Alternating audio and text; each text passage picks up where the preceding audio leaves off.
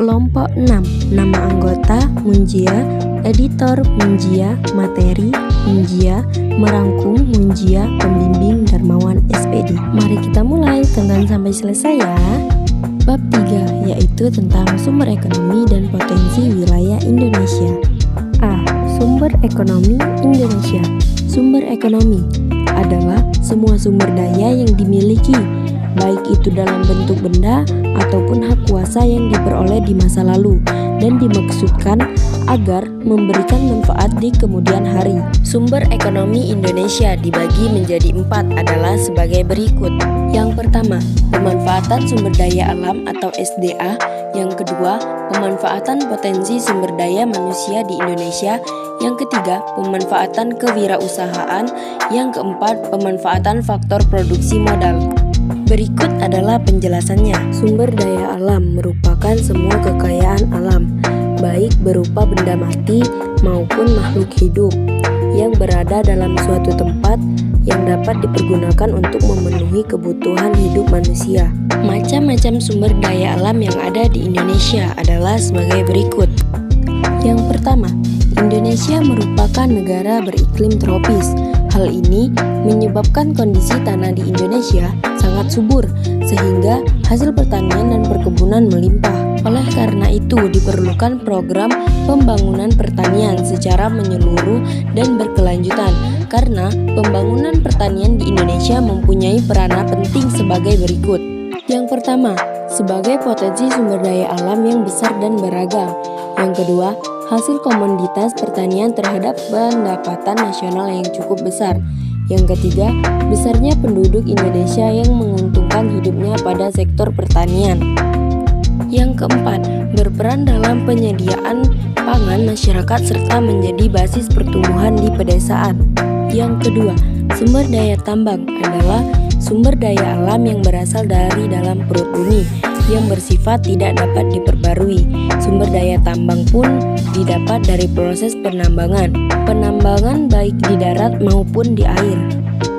Sumber daya tambang pun memiliki berbagai manfaat bagi kehidupan manusia. Salah satunya, peran vital dari SDA ini adalah sebagai sumber energi berbagai bidang kehidupan manusia. Sebagai contoh sumber daya tambang yang terdapat di dunia antara lain sebagai batu bara, emas, perak, aspal, dan lain-lain. Yang ketiga, sumber daya kelautan adalah sumber daya laut baik yang dapat diperbarui maupun yang tidak dapat diperbarui, yang memiliki keunggulan komparatif dan kompetitif, serta dapat dipertahankan dalam jangka panjang. Nah, yang pertama tadi tentang pemanfaatan sumber daya alam atau SDA. Sekarang kita lanjut yang kedua.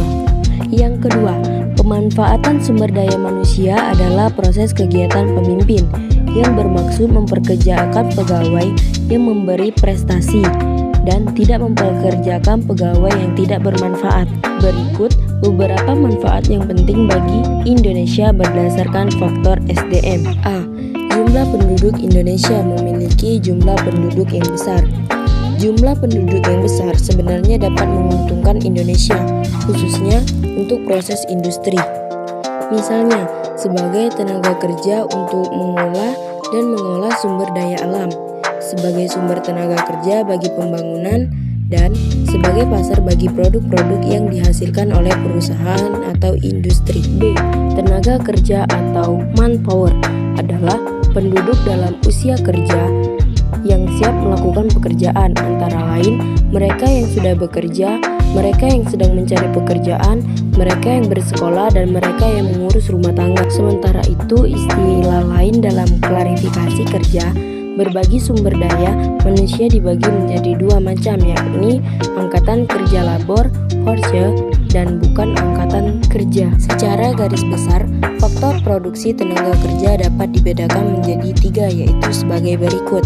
Pertama, tenaga kerja terdidik atau skilled labor, yaitu tenaga kerja yang memerlukan latihan terlebih dahulu sebelum melakukan kegiatan proses produksi, misalnya dokter, perawat, insinyur, dan tenaga pembukuan. Yang kedua, tenaga kerja terlatih atau trained labor, yaitu tenaga kerja yang memerlukan latihan terlebih dahulu sebelum melakukan kegiatan proses produksi, misalnya juru ketik, montir, sopir, pemahat, dan tukang ojek. Yang ketiga, tenaga kerja tidak terdidik atau unskilled labor, yaitu tenaga kerja yang tidak memerlukan pendidikan atau latihan dalam melakukan kegiatan proses produksi. Misalnya, tukang sapu, buruh bangunan, dan pemulung. Walaupun jumlah tenaga kerja Indonesia sangat besar, tetapi masih memiliki sejumlah masalah. Beberapa masalah yang masih ada pada tenaga kerja di Indonesia adalah sebagai berikut. Pertama, pendidikan SDM yang masih rendah. Kedua, angka pengangguran cukup tinggi. Ketiga, kompetensi dan etos kerja yang masih rendah. Keempat, budaya kerja kultur agraris. Yang ketiga, pemanfaatan kewirausahaan.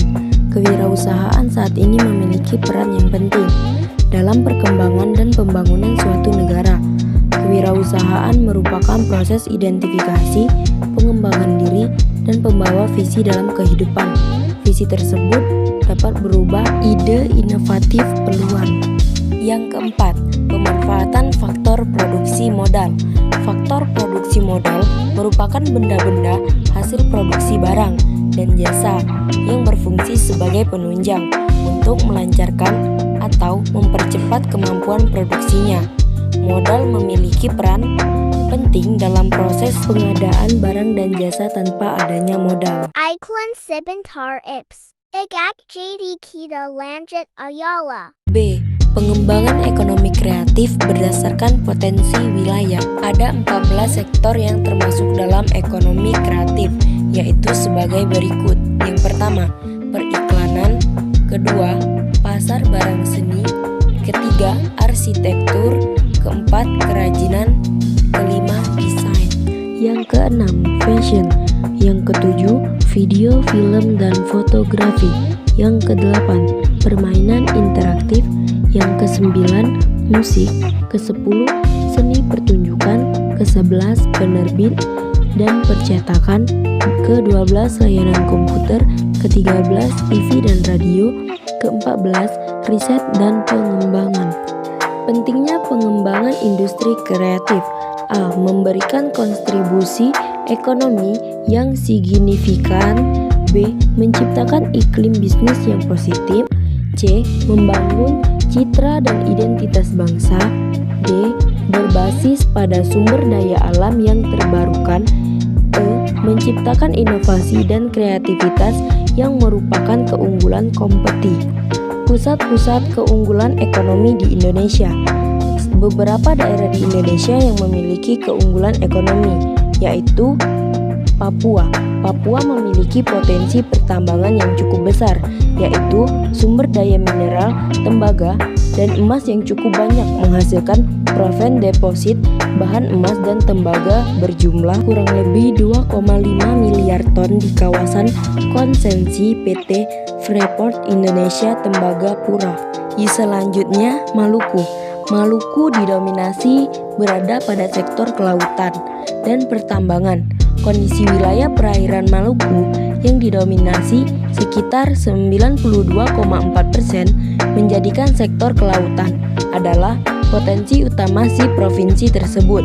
Menurut BKPMD, Provinsi Maluku memiliki wilayah laut dengan total luas sekitar 658.294,69 km persegi dan dengan garis pantai sepanjang kurang lebih 8.287 km persegi.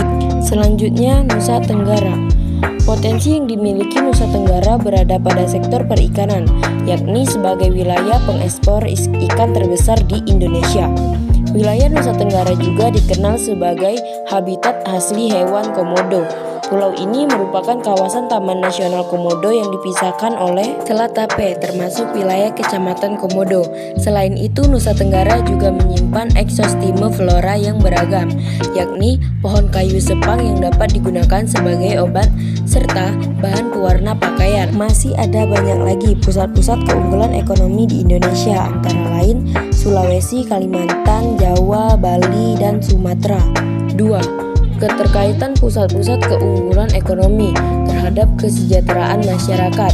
A. Pusat keunggulan ekonomi yang dapat mengaruhi perkembangan ekonomi daerah sekitar. B.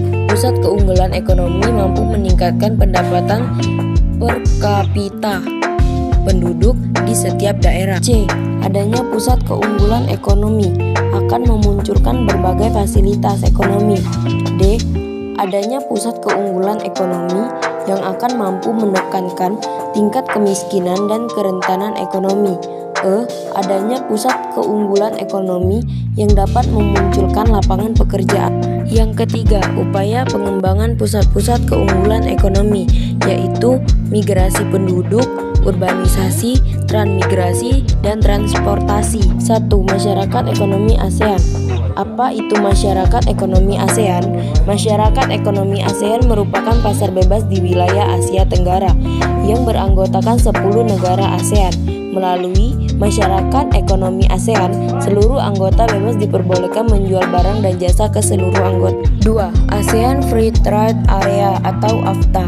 ASEAN Free Trade Area atau AFTA merupakan wujud kesepakatan negara-negara ASEAN untuk membentuk kawasan bebas perdagangan dalam rangka meningkatkan daya saing ekonomi kawasan regional ASEAN dan menjadikan ASEAN sebagai basis produksi dunia serta menciptakan pasar regional bagi 500 juta penduduknya.